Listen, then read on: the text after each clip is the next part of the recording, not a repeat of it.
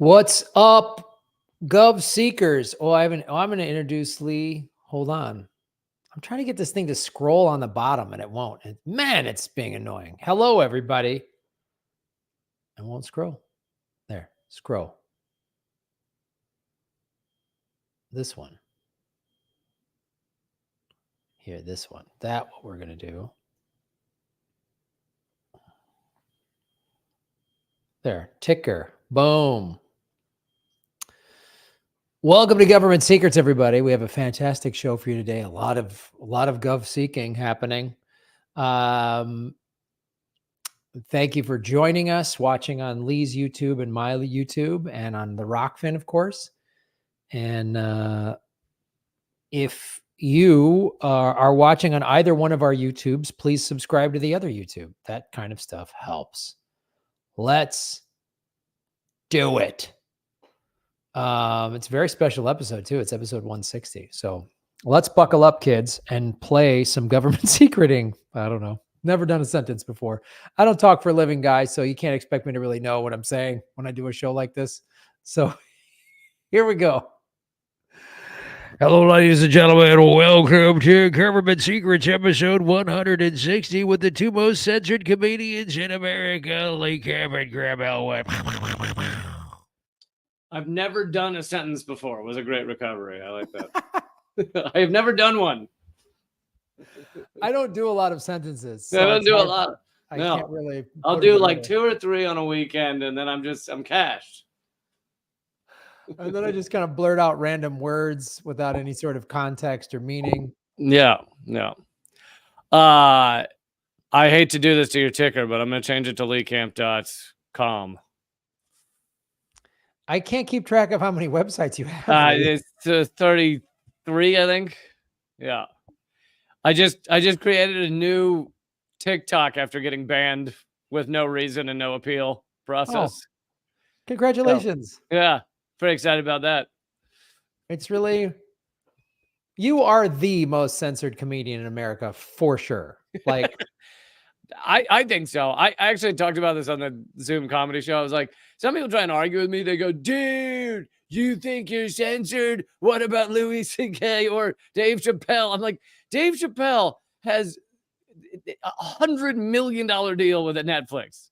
8 specials. There's possibly no less censored comedian than Dave Chappelle. Oh God. Yeah. Because it shows you how like some people don't know what censorship, what we mean, like what we're talking about. Yeah. Dave Chappelle took a lot of criticism. Yeah. That's different. That's not censorship. Yeah. People being, and it wasn't like, it would be one thing if all of the people criticized Dave Chappelle and then Netflix pulled his specials, pulled his deals, right, gave his money back, like deals. Now that's censorship. Now Louis C.K. lost some deals, although he also won a Grammy after he confessed to the allegations. But Louis C.K. lost them because people didn't want to work with him because of his behavior. That's different than censored by tech platforms due to promoting no war. Yes, very different.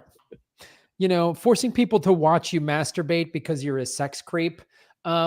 That's just called being held accountable for your behavior. Yeah. That's not censorship. Yeah. And I was like, if we call it censorship every time Hollywood chose not to work with someone, that would mean every dude with like one eye over here and one eye down here and like one yellow tooth who never got an acting role was censored by Hollywood. Like in that case, I have been censored by every late night show in existence. Yeah. I know people like don't understand. No, we're talking about they pulled your YouTube channel because you were talking about war is bad. Like that's and TikTok and Spotify and yeah. That's the definition of censorship.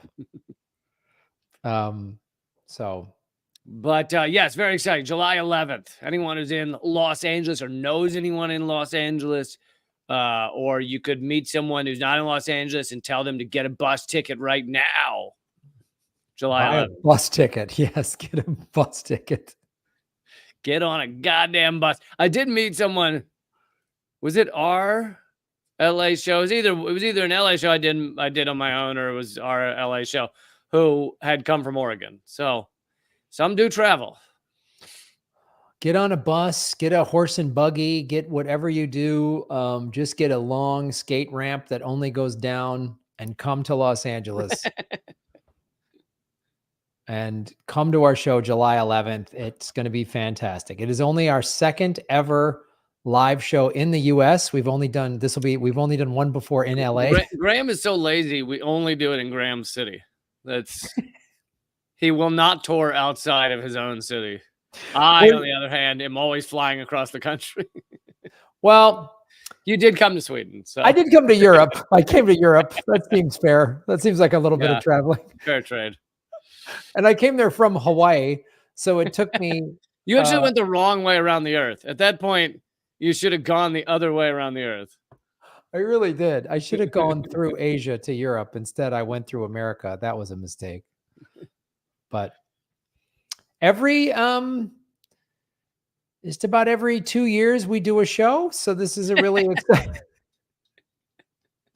But that show once every 2 years does start on time. It does start on time. Yeah. It's a very exciting. The way we run a live show is very fun, and it's a very unique experience. So you don't know. Do you want to wait till 2026 when we do another live show? Yeah. Do you want to miss this? Do you want to wait till we do another live show 2 years from now, like in some other continent that you probably don't live in? What do you want to do? I mean, if there's a Mexican restaurant in your city, we will likely be there, but it could be a while. It could be a little while. We only do Mexican restaurants. We will come and do a live show and a quinceañera. Those are the two things that we like to do. We perform quinceañeras. We will reveal the dirty truth behind quinceañeras. It's just an excuse to have a party, is the hidden truth of the quinceañera. Well, we have two fantastic segments. Exciting topics. Which one is funnier, do you think? That's a tough call. I mean, I think they're gonna both have their guffaws, their chuckles. I don't think either one of them. This is a rare episode where neither segment is probably full of really like heart crushing, bumming out. I will, spoiler alert, mine has just a touch of torture in it. But all right, well, I think you should go first then, buddy, because mine is just good old fashioned government, political, presidential corruption. All right then, segment number one. Segment number one, Lee Cap, gonna talk about some horrible stuff and some laughs. No. It's mostly positive, but really what's funny about it is, again, and this happens many times in our segment, is kind of the American version, the Americanized version of the history, right? Where you're told as kids, and I'm going to be talking about women getting the right to vote, women's suffrage, and I think we were mainly taught. What I was mainly taught is women came out one day and they said, "We want to vote," and they held up a sign, and then the men were like, "Ah, damn it," and then they got the right to vote. That's pretty much what I learned. And it took them roughly the amount of time of one black and white photo to achieve this. One click with that dust stuff that goes. Yeah. And then that photo was in all of our history books, and that's how women got the right to vote. Yeah. Turns out there's a little more to it. I'm shocked. So I'm getting this from history.com. It's 7 things you didn't know about the women's suffrage movement. Number 1, the U.S. women's suffrage movement had its roots in the abolition movement, abolition of slavery. In the fight for women's suffrage, most of the earliest activists found their way to the cause through the abolition movement of the 1830s. Abolitionist groups such as American Anti-Slavery Society, and the acronym is AASS, so you could just call it ASS. The ASS group, led by William Lloyd Garrison, provided women with opportunities to speak, write, and organize on behalf of enslaved people. Women in the 1830s in this group were allowed to speak, which makes me a little uncomfortable. In some cases, they even give them leadership roles. Prominent female abolitionists included sisters Angelina and Sarah Grimke, Lucretia Mott, Harriet Beecher Stowe, and the former slave Sojourner Truth, whose "Ain't I a Woman" speech in 1851 earned her lasting fame. And I have long nominated her, Sojourner Truth, former slave, then outspoken activist. I have nominated her to take over a Columbus Day. So it should be Sojourner Truth Day. I like that. She didn't have a diary where she talked about committing genocide like Columbus did? You mean bragged about it? Bragged about yeah. it? No, her diaries were lost to time, so we don't know who she genocided. We have no idea. Probably talking about how can we make the world a better place, while Christopher Columbus is just like writing down, this is something horrible I did today I'm proud of. One of my favorite things we learned in our extensive Christopher Columbus coverage is that he also wasn't a good explorer. Like not only did we all know he thought he landed in India, but even in his diaries, it shows that he kind of had no idea. He would often decide where he was going by dead reckoning, which that tactic of just kind of going off your gut combined with a few measurements was even old when he was like, it was antiquated when he was using it. Like people were already using celestial markers for seafaring was like well known by then, and he's still like, I feel like this is India. And Dead Reckoning, that sounds like the name of an action movie from the 80s, Dead Reckoning. It actually is the name of the new Mission Impossible. Sweet. Mission Impossible Dead Reckoning? Yeah. Awesome. Yeah. Oh. No, it's a two-parter. The first one already came out, right? Right. Mission Impossible Dead Reckoning Part 1 was in 2023. Did you know that there have been 10 Fast and Furious movies? Did you know that? I thought it was 13 to 33 or something like that. Well, now they're just doing, so I've only seen like maybe one of them. And now they're just doing like spin-offs. The thing I was amazed about when I finally saw it, like it'd been around for 20 years and I finally saw Fast and Furious on a plane once, is I didn't realize they just defy all physics. There's no physics involved. None. They abandoned them. Around the fourth or fifth one is when they just went, nope. I think at one point a car like drove off the top of Dwayne Johnson's head or something. Oh, dude, several things have happened. The first one, they were literally like drag racing and there was like counterfeit CDs. That was the first one, like 1999. And now like the 5, 6, 7, 8, 9, I think they've started to, now they're like kind of Jason Bourne, special ops. Avengers with cars. Something, they've got some sort of demarcations they go fight international crime and terrorists, and they're just like street racing to get cyber, like it's madness, and there's no physics involved. They're the most amazing movies in the world. But I bet there's some Bitcoin in there. Is there no Bitcoin in the new Fast and Furious? Feel like there is. Oh, there should be. I have now fallen. The first ones I was like, whatever. I've now fallen in love with them because they've gotten so ridiculous.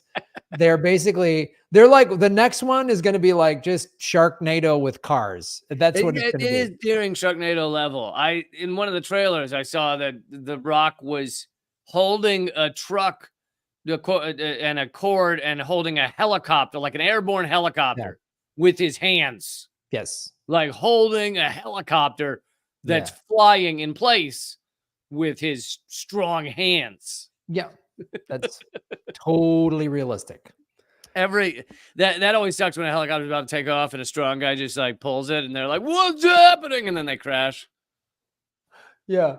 There's one where there's 2 helicopters that like shoot his car with wires or something, but then his car is so strong he does a flip or something and the helicopters crash into each other or something to that effect. They're fantastic. Anyway, as we were saying, all of those action scenes were inspired by the women's suffrage movement. They were the first to crash helicopters into each other. So That would be a fantastic Fast and Furious women's suffrage. And it's just Fast heartbreaking. and Furious suffragettes. Yeah, the vote. Are we racing for pink slips? No, we're racing for the right to vote. And then they win.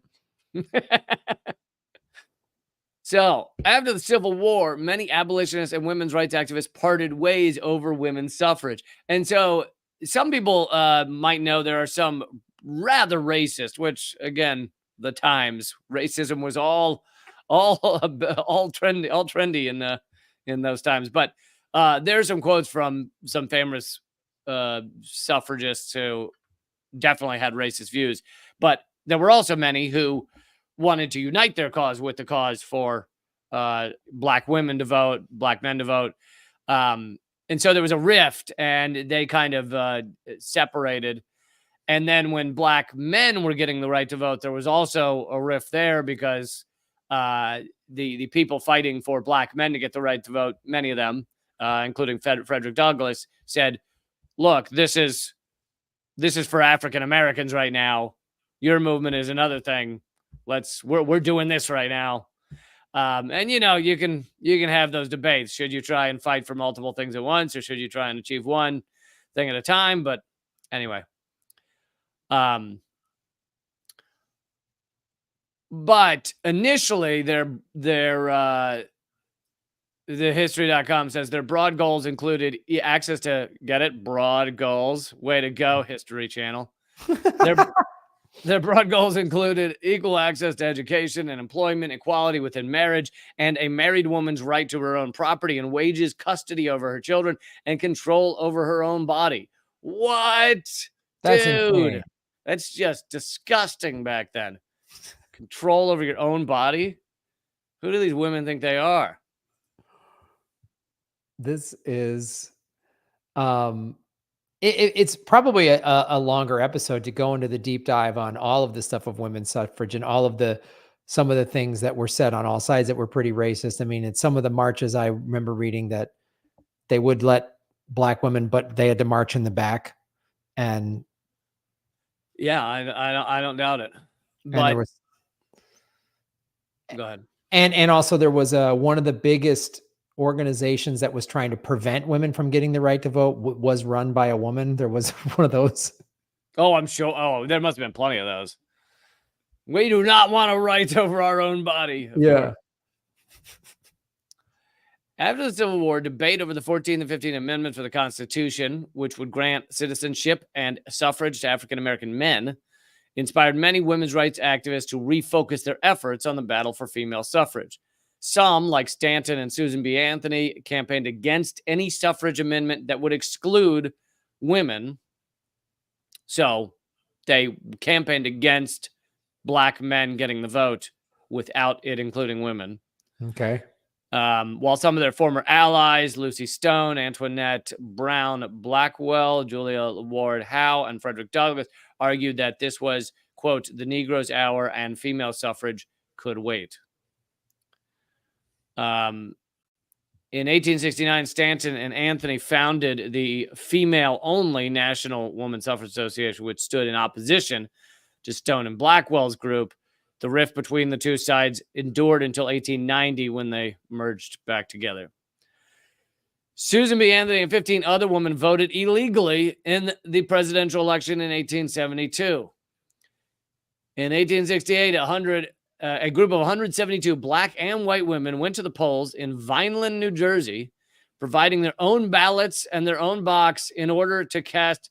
I get it, history.com. The women provided their own box. Okay, quit it with the bad jokes. Jesus, history. I feel like this is maybe more your interpretation of this, Lee. I don't know. No, this is history.com being naughty. They are some naughty assholes over there. Okay, Lee, that sounds great.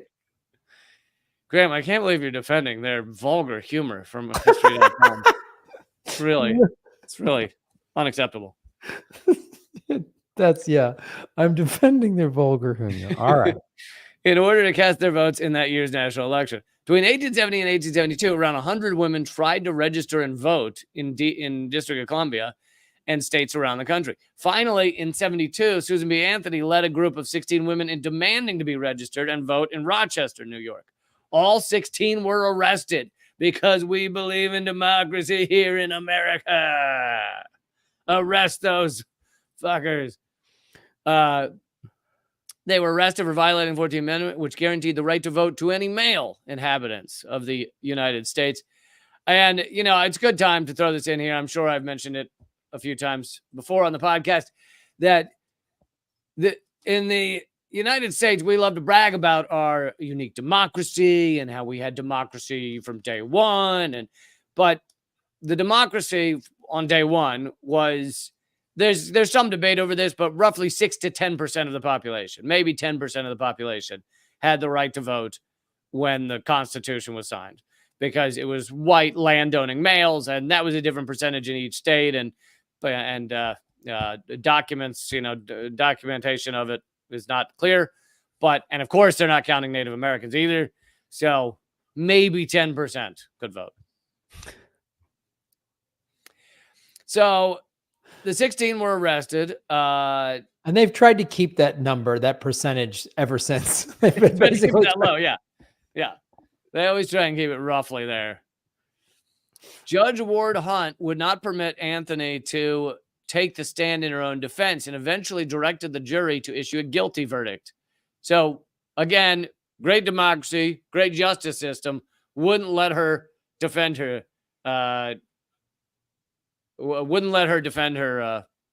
self in court.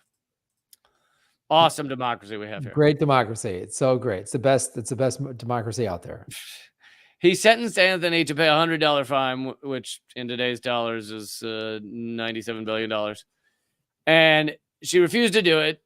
And she challenged the judge to hold her in custody or send her to jail for refusing the fine. Hunt declined to do that because he knew that would allow her to appeal it to the Supreme Court. So she refused to pay, and he still let her go. Wow. Number 4, and this is a bit of a side note, but still kind of important. The women's rights movement launched its own fashion craze, which was, up to this time, women had to wear dresses that came down to their ankles, basically. And many pictures that you see of suffragettes, they'll have these on with the skirts, but then kind of pants underneath the skirt. And this was revolutionary at the time. This was unbelievable that women could have legs.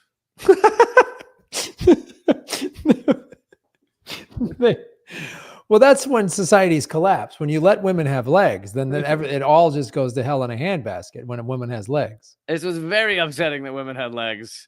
Many men who would walk by them would just choke and fall over.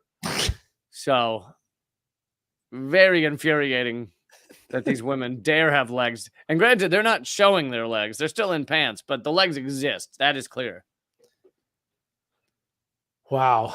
That really, who knew women had legs? And I thought they just floated around on those dresses with powers. Yeah. They were called bloomers, and they quickly grew in popularity, which I'm sure infuriated men a lot more. Many of the suffragettes, such as Susan B. Anthony, stopped wearing the style because they realized that all the articles were about the clothing style and not about the actual issues. Right. So they moved on. But a woman ran for political office nearly 50 years before women got the right to vote. Her name was Victoria Woodhull. As children, and she has a kind of bizarre, and I'm really just including this because I figure it's good to make fun of. As children, she and her sister, Tennessee Claflin, gave psychic readings and healing sessions in a traveling family show. That's how you grew up, Graham, isn't it? Yes, I did grow up in a traveling family psychic show. Yeah, that's right. If you listen to the Berlin episode, I'm a self-proclaimed psychic. And as I recall, you you predicted 9/11 at age 3, didn't you? Yes, and I predicted women would eventually have legs. I predicted all of these things. Both those things. In 1870, with the backing from railroad tycoon Cornelius Vanderbilt. Oh, a Vanderbilt. I'm sure he was involved in something good. Well, the sisters opened a stock brokerage firm. I'm sure they were one of the earlier women to have a stock brokerage firm. So here you go. Cornelius Vanderbilt, very progressive. They used their Wall Street profits to bankroll a controversial newspaper which supported such causes as, I'm sure this cost a lot of people to choke on their soup, legalize prostitution and free love. What's free love as defined by the late 1800s? It's showing the leg below the knee. Free love. Just women not wearing stockings is just, back then was considered just an orgy. It's having upwards of 3 of your toes unveiled. And that's when the foot fetish began. Yep, that is. Anyway, Victoria won increased respect from women's rights activists when she argued on behalf of female suffrage in front of the House Judiciary Committee in early 1871. And the following year, the Equal Rights Party nominated her for president of the United States. By the time of the general election, 1872. So Graham, here's the quiz part of the show. This is the first ever, I think, woman running for president of the United States ever. What do you think? By the time election day comes around, where do you think she is? Oh, she's in prison, or they're putting in her in a water to see if she floats or whatever. Like, ding, ding, ding, ding, ding. Graham, out of 170 episodes or whatever we're at, that is the first question you've gotten right. Really? They've always been just woefully wrong. No, I'm just kidding. But yeah, she was in prison. Woodhull's enemies had gotten the better of her temporarily. She spent election day in jail because, what do you think she did, Graham, that got her locked up during the election? Oh, let me see. Considering what they did to Eugene Debs, this being a woman with no rights back then, what did she just? You're in the right area. She revealed that she had legs, or Eugene Debs was locked up for something he said. She was locked up for publishing an article. The good old freedom of speech in the greatest democracy in the world. Freedom of press, freedom of speech. She published an article that accused popular preacher Henry Ward Beecher of adultery. She was eventually acquitted of all charges. So locked up for printing something that was probably true. That's probably why she was acquitted. Or she didn't actually accuse him, which is probably why she was acquitted. So they locked her up for nothing in order to make sure she wouldn't actually be free at the time of the election. That was in 1872? Yeah.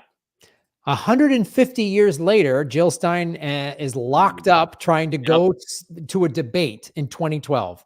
Boy, we've got such progress in this country. I know. Somebody should do a history of locking up female presidential candidates.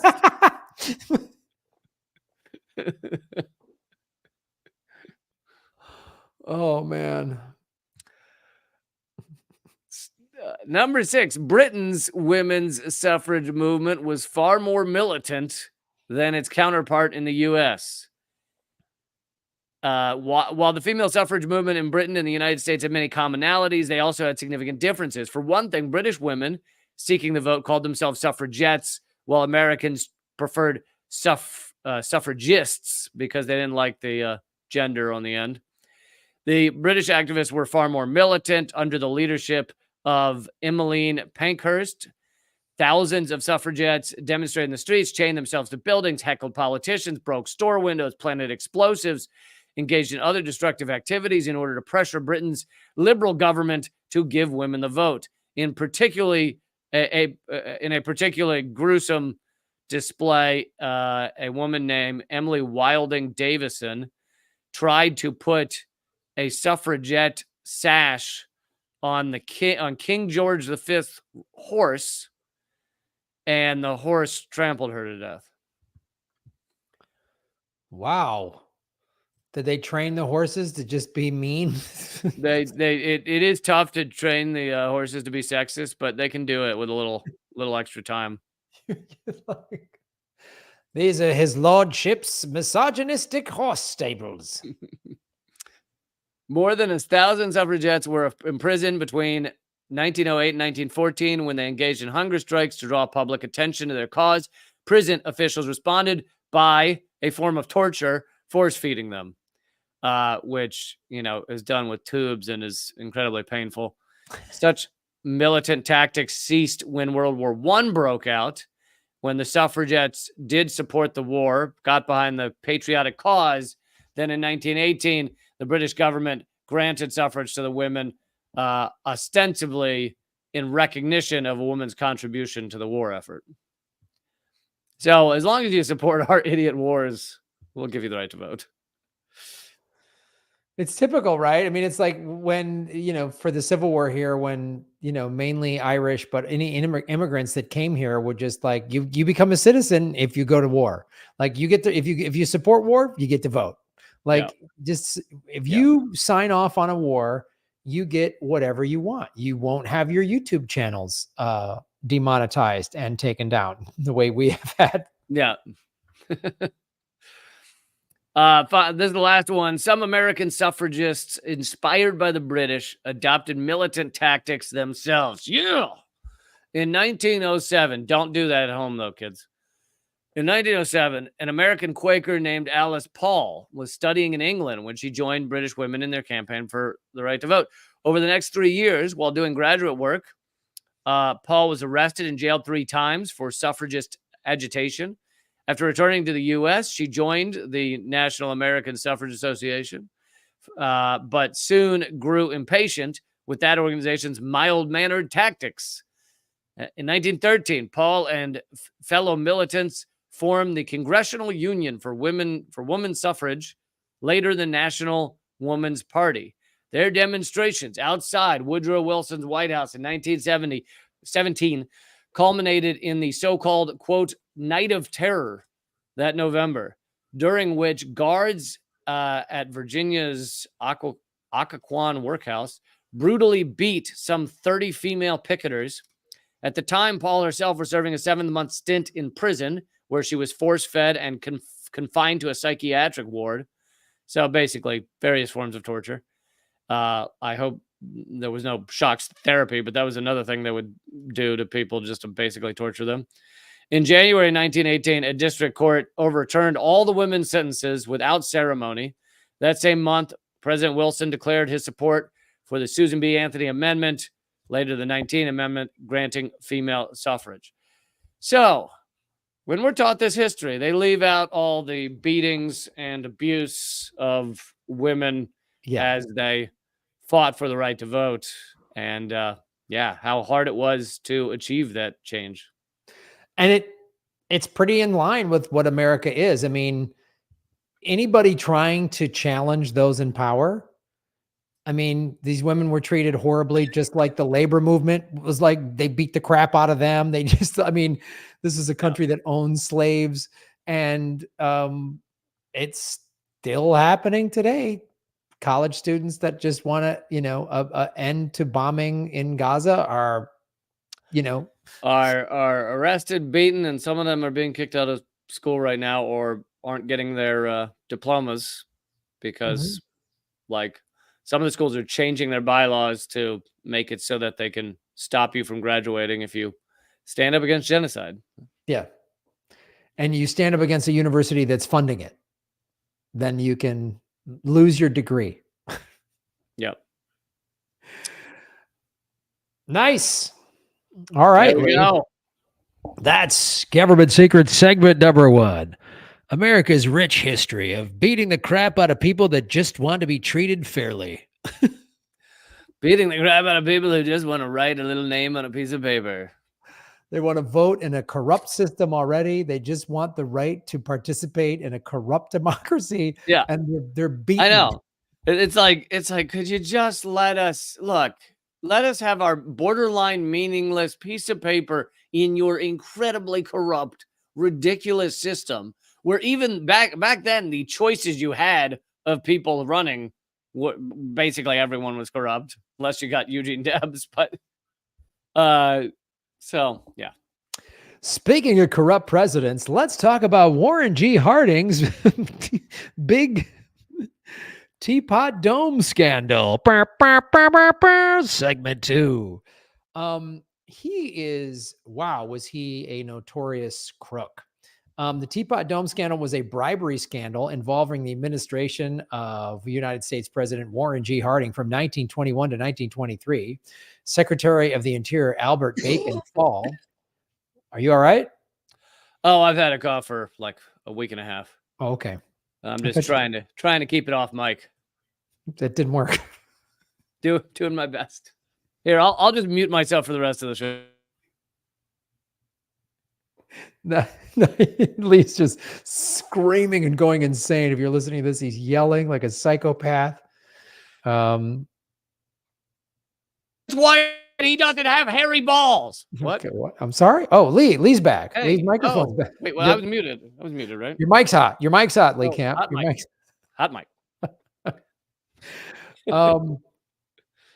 So this also involved the Secretary of Interior, Albert Bacon Fall, and they leased Navy petroleum reserves at Teapot Dome in Wyoming, as well as 2 locations in California, to private oil companies at low rates without competitive bidding.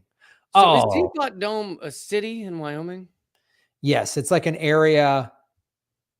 I don't even know if it's a city. It's an area called Teapot Dome. It's like where they have these like sort of like Monument Valley in Utah. It's kind of like that. Do they mine teapots there, or no, Lee? That's not a teapot. Oh, I thought. Yeah, it's an interesting history lesson, kids. Teapots are not made of ceramic. They're fully naturally occurring. They're naturally occurring, and they're dug out of teapot mines, and then guys make tea. It's really fantastic. Teapot Rock is a distinctive, also called Teapot Dome, is a distinctive sedimentary rock formation, a nearby oil field in Natrona County, Wyoming, that became the focus of the Teapot Dome bribery scandal during the administration of Warren Harding. Yes. And by the way, I'm not reading anything. I just remembered that. Yeah, of course, Lee. Everybody remembers things like that as their eyes go from left to right.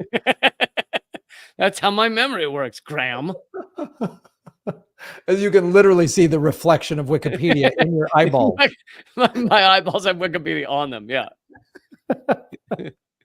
That's how photographic my memory is. I actually see the Wikipedia on my eyeballs. The images, that's amazing. You have an amazing skill, Lee. Yeah. The leases were the subject of an investigation by Senator Thomas J. Walsh. Convicted of accepting bribes to the oil companies, Fall, the Secretary of Interior, became the first presidential cabinet member to go to prison, and no one was convicted of paying the bribes. So he went to jail, but nobody got convicted of paying the bribes. That sounds like, uh-oh, man, I'm going to be the one to do it. This sounds like Epstein. He's disappeared, but no one goes to prison for anything involved in actually having sex with these underage people. Well, Lee, I'm glad you brought that up, because now you've opened a gateway for me to go on. I opened. Have you found out who's on the list? Who's on the list, Graham? The list. No, they were not prosecuting anybody, but it's pretty standard operating procedure. So before the Watergate scandal, this was considered the biggest scandal in American presidential politics. Isn't it quaint? I know. Compared to like what daily functioning is now. I know we've talked about this before. Like Iran-Contra was this big, oh my God. And now that's just like doing business. I mean, the Secretary of Defense was on the board of directors at Raytheon. The arms that they like regularly see in the hands of ISIS are like U.S. military weapons. Like we have all kinds. We're funding and arming all kinds. Al-Nusra, various factions of Al-Nusra, Al-Qaeda, and it's like, oh, but Iran-Contra, that was a. Oh, I mean, Iran-Contra looks like, shoplifting a Snickers bar compared to, I mean, dude, I did a story. On my show, Political Vigilante, I showed there was a Mexican news outlet in Mexico City about 6 months ago. They found American weapons in the hands of drug cartel people. And there's been various stories of us. Oh my God, I'm going to bring it all full circle. You ready for this, Graham? Yes. There was I don't know if it's called an operation, but during Obama, where they sent arms into like drug gangs in Mexico, and it was called Fast and Furious. Yes. Yes. Yes. And The gun walking scandal. This is 2022. ATF set to destroy guns associated with Obama era Fast and Furious scandal. Yeah. It's funny when people say Obama never had any scandals in his presidency. It's like, really? I just want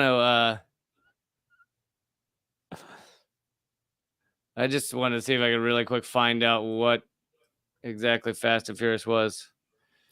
Crimes related to Operation Fast and Furious, including Mexico's former top police official. Operation Fast and Furious was a high-profile scandal that ensnared former President Obama, Justice Department, the ATF, and ex-Attorney General Eric Holder. The imbroglio saw federal agents allow more than 2,000 firearms to be sold illegally to known or suspected straw purchasers. Is that a term? Wow. At the time, the government hoped the weapons could be used to track and ultimately arrest the high-ranking leaders of drug cartels in Mexico. So they gave 2,000 weapons to drug cartels in Mexico. The operation backfired. The guns were used to facilitate crimes at the border. Boy, nice. I'm surprised. Are you surprised with that blowback, Graham, that you give 2,000 weapons to drug cartels and they end up using them? I know. You would think the drug cartel guys would be the most honorable people, would never use the weapons. Yeah. They keep them around just like fire extinguishers, like only in an emergency. Or like, and like all the Nazi paraphernalia in Trump's house. Like you just point at it, you go, I got that. I got that. Right? Oh, let's get back to the history of how great America is. But can we just marvel for a moment that I was able to bring Fast and Furious, our ridiculous tangent to that stupid movie? I was able to bring it back to government secrets. It's so amazing how everything is connected. If you've learned one thing from listening to this show, this is our 160th episode. Everything is connected from Vin Diesel movies, to Epstein to Bitcoin to mining, teapots. Everything is connected. Fossil fuels, climate crisis. It's all connected, folks. See where I'm going here? Oh, great points. So this is what happened. President Harding issued an executive order to transfer control of the Teapot Dome oil field in Wyoming and the Elk Hills and Buena Vista oil fields in Kern County, California, from the Navy Department to the Department of the Interior. This was not implemented until the next year when the Interior Secretary Fall persuaded Navy Secretary to implement the order. Fall leased oil production rights at Teapot Dome to Harry F. Sinclair of Mammoth Oil, a subsidiary of Sinclair Oil Corporation. He also leased Elk Hills Reserve to Edward L. Doheny of Pan American Petroleum and Transport Company. Both leases were issued without competitive bidding. That was technically legal under the Mineral Leasing Act of 1920. This is going to sound shocking. The lease terms were very favorable to the oil companies. So you're saying this is back in a time when oil companies had some sort of power in the U.S. government? Yeah, I would know this. Yeah, and they passed a bunch of laws. They have very little power now. They have no power now. They call it the iron wall between oil companies and the U.S. government. No one gets through it. They're now just little small mom and pop corporations that are just trying to keep your little Chevrolet going to the mall. Yep. That's all they're doing. So these favorable terms the oil companies made the Secretary of Interior Fall a very rich man. He received a no-interest loan from Doheny of $100,000 in November of 21, which in today's equivalent is roughly $1.7 million. He received other gifts from Doheny and Sinclair totaling about $404,000, which is the equivalent of $6.9 million today. Jesus. While the leases were legal, these transactions were not. Fall attempted to keep the deal secret, but the sudden improvement of his standard of living, this is how dumb this guy was, raised suspicions. So all of a sudden, his carriage was all pimped out. It had like lights and grills and the horns and yeah, he just had like just a Hawaiian shirt with chains and was just like nobody. 1921 when no one knew what a Hawaiian shirt was. He was the first guy to wear a Hawaiian shirt. Guy. Hawaii's not a state yet, I think, at that point. So no, it didn't become a state till 1958, I think, or 59. So this is what this genius did. He had almost as much of 10 years of past due taxes on his ranch, paid them all off at once. So nice. Which then the Carl McGee, who later founded the Albuquerque Tribune, wrote about this sudden affluence, and which then brought about a Senate investigation. In April of 1922, a Wyoming oil operator wrote to his senator, John B. Kendrick, angered that Sinclair had been given a contract to the lands in a secret deal. Kendrick did not respond, but 2 days later, on April 15th, he introduced a resolution calling for an investigation of the deal. Republican Senator Robert M. LaFollette of Wisconsin led an investigation by the Senate Committee on Public Lands. At first, LaFollette believed Fall was innocent. However, his suspicions were aroused after his own office in the Senate office building was ransacked. So this guy Fall gets the equivalent of, roughly $8 million in today's money, pays off his taxes. A journalist goes, wait a minute, because he doesn't think, well, gee, if I just suddenly pay this taxes, these are now all matters of public record. Yeah. Nobody goes, hey, and just also shows this guy was a degenerate who didn't pay his taxes for 10 years. He worked in government and didn't pay his taxes. And then boom, pays off his taxes. Suddenly decided it's a good idea to pay all my taxes. Just had a change of heart. Yeah. And so all this stuff triggers him. Democrat Thomas Walsh of Montana, the most junior minority member, led a lengthy inquiry. For 2 years, Walsh pushed forward while Fall stepped backwards, covering his tracks as he went. No evidence of wrongdoing was initially uncovered, and the leases seemed legal enough, but records kept disappearing mysteriously. Fall. And back then they didn't have paper shredders, so he had to just sit there carefully shredding. Yeah. All night long, each little. He would just be like, oh, whoops, it fell into this candle and a pot of fire. And no, not again. We just happen to have a cauldron of fire by all of these documents. Fall made the leases appear legitimate, but his acceptance of the money was his undoing. By 1924, the remaining unanswered question was how Fall become so rich so quickly and so easily. Money from the bribes had gone to Fall's cattle ranch and investments in his business. Finally, as the investigation was winding down with Fall apparently innocent, Walsh uncovered a piece of evidence Fall had failed to cover up. Doheny's $100,000 loan to Fall.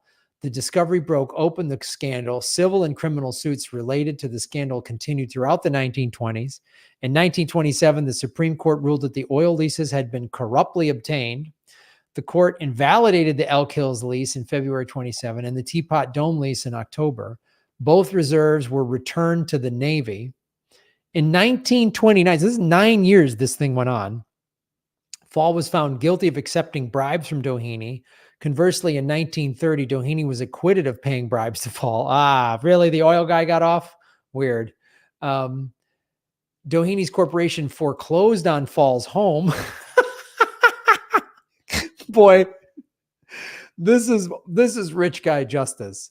You're corrupt politician. You take money from these oil guys, and when they start to become under the gun, they hang you out to dry, baby. You are done. There's no honor among thieves, Grant. No, none. The other thing we should note here, this was a 9-year investigation that resulted in some type of justice, not full justice, but some type of justice. Whereas we've mentioned this before, the Afghan papers, which came out, 5-6 years ago, nothing, no investigation, no nothing. Revealed massive corruption, loss, negligence, everything you can imagine. Nobody, no one, nothing. Well, also, I'm noticing that, and lying about what was going on in Afghanistan. Lying, either they lied to the president or the president was lying to the American people, but of course, none of that matters. But also, I was noticing that now we don't have that kind of corruption. Now, the lawmakers have like one more step of removal from the corruption. So it's like Joe Biden doesn't sit on the oil board in Ukraine. His son does, you know? You just take one step removed. Yeah. And Hunter, I'm sure this court case will uncover the true justice and all that other stuff. It's like, there's nothing with the Pentagon. There's nothing with the Afghan papers. There's nothing. We're not going to see anything from that. As you brought up, we're not going to see anything from Epstein, nothing. And Epstein should be a 10 to 20 year investigation. Like every week a new indictment should fall down. Somebody should be being convicted. Nope. Not going to happen. So imagine if there was someone with actually the money and the authority to run around getting subpoenas and everything, and to find every woman that was trafficked to and from that island.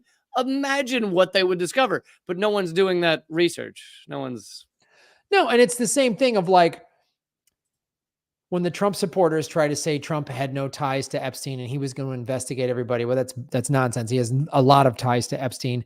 And if he was so like gonna round everybody up, why didn't he appoint a special prosecutor with the DOJ? That's exactly what a president should do when this got revealed, got revealed under Trump's administration.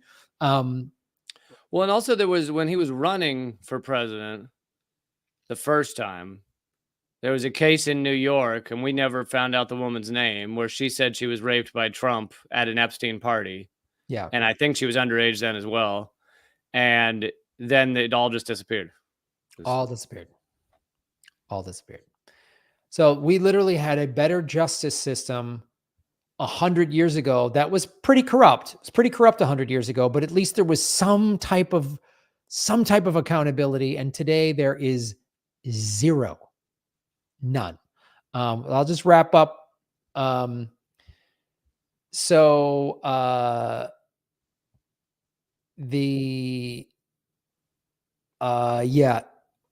foreclosed on his home in New Mexico because of unpaid loans that turned out to be that same $100,000 bribe. Sinclair received 6 months in jail on a charge of jury tampering. Although Fall was to blame for the scandal, Harding's reputation was permanently sullied because of the involvement in the wrong people. Evidence proving Fall's guilt only arose after Harding's death in 1923.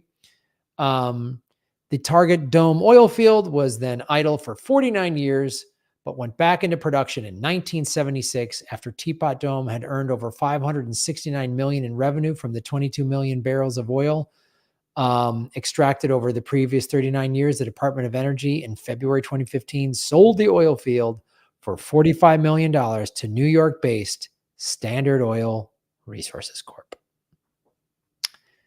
Good. In response to the scandal, the Revenue Act of 1924 gave the chair of the United States House Committee on Ways and Means the right to obtain the tax records of any taxpayer. The Federal Court Practices Act, which regulates campaign finance, was strengthened in 1925. The Supreme Court ruling McGrath versus Doherty, 1927, for the first time explicitly established that Congress had the power to compel testimony. And all told, when it was all said and done, how many teapots did they mine out in Wyoming? There are millions of them. Millions? Wow. Yeah. Okay. Yeah. Let's see. During the Trump administration, news outlets compared alleged misconduct members of the Trump cabinet, and specifically by Secretary of Interior Ryan Zinke, to the Teapot Dome scandal. All right. It is really standard operating procedure now. I mean, so it's like an oil company getting favorable treatment by the U.S. government to drill and steal the oil from a certain area. Isn't that just like how big oil and the U.S. government operate now? For sure. And if somebody gets like caught, I put that in parentheses, they pay maybe pay a fine at worst. Nobody goes to jail. No monies are returned. I mean, no, it's just now they do what they have this with impunity. They have the big oil companies and all the other big corporations, they control everything. And there's no and the Senate and Congress inquiry things are just a joke. They are the most like kangaroo court things I've ever, like the trial of Charlton Heston in the Planet of the Apes movies held more weight than this. So and a lot of the politicians during those congressional hearings, there is a lot of when they get angry, you know? Yes. And I would prefer that if they just then brought these guys in front of court and then they just sprayed them with a hose like they did Charlton Heston and sent them out to the forbidden zone. Yeah. God damn you all to hell, you maniacs. You finally done it. So that's our episode, ladies and gentlemen. Hope you enjoyed it. July 11th, we will be in Los Angeles. Yes. Tickets at GrahamElwood.com and LeeCamp.com. And we're not going to be able to do an extra segment today, but we should be here on schedule next week, I believe. We don't have a new Patreon segment today, but if you're not a Patreon member, you can join today for as little as $5 a month, and you get access to the 63 or 64 bonus segments immediately. It unlocks all of that. Wow, Patchouli Diver, thank you for the donation. Thank you. You are an angel. Fast and Furious voting bucks. He mentioned his bingo card. We are going to have the bingo cards at the Los Angeles show. It's happening. It's happening. It's really happening. They're going to have stars and stripes on them. They're going to say government secrets bingo. And it is going to be very exciting. We'll have prizes. I don't think we can find a way to do bingo over the internet, but we could find a way to maybe let people have some, make it a merch thing that people could buy. Bingo cards. We got to figure that out because I found a cool company that makes the bingo cards, so we can get that. I think we can figure that an online version out somehow. It feels like maybe I'll look into that. Ron Placone is in the chat. Earlier he said, "How's the weather in Moscow?" Is he accusing us of being Russian agents? Is that it? Yeah, I think so. We've both been to Moscow, so we are Russian agents. That's for sure. What's in the pool area? I mean, I think he's referencing the building I live in. That's what he's doing. We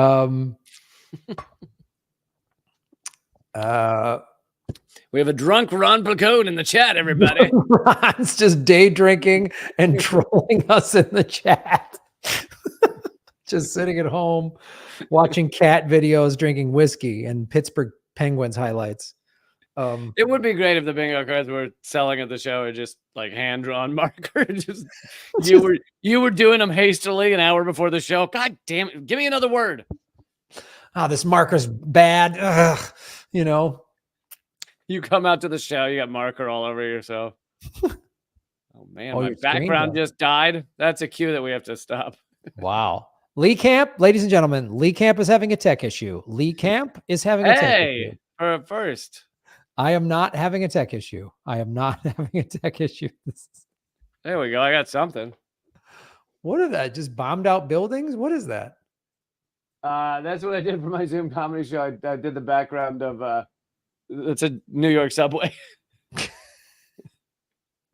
It looks like bombed out buildings. Way to go, buddy. That's our infrastructure, Graham. That's Lee Camp's Armageddon comedy hour. Just yep. And there were a lot of jokes like Armageddon, some good comedy here. There was a lot of that. A lot of it. Man, I'm bummed I missed that. I'm really bummed I missed that. This is so great. Lee's having a tech issue. I'd like to point out, I solved this tech issue in roughly 3% of the amount of time that it takes Graham to solve a tech issue. Well, we haven't been trained in the use of high-tech technology like tax, Lee. We all can't just float around. It's true. I actually have someone who just does my tax for me. They do my taxes. Someone does my taxes for me.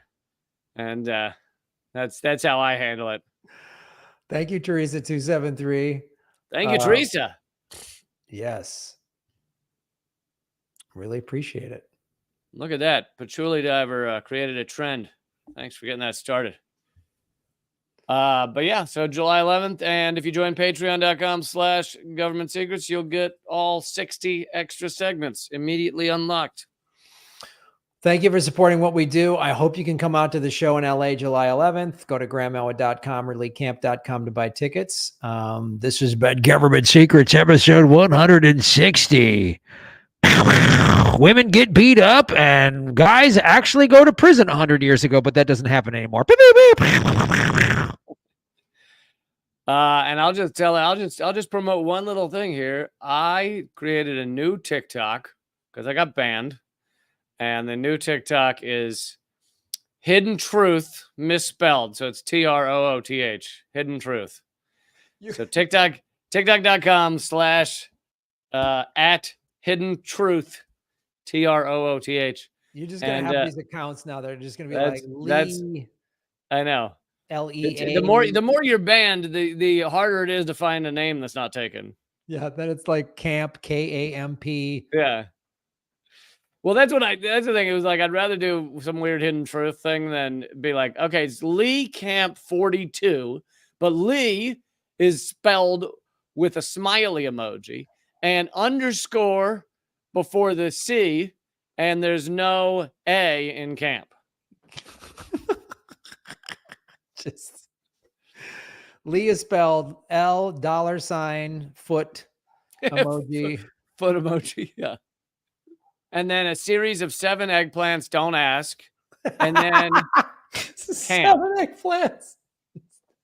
Oh, that bizarro TikTok jargon. That's great.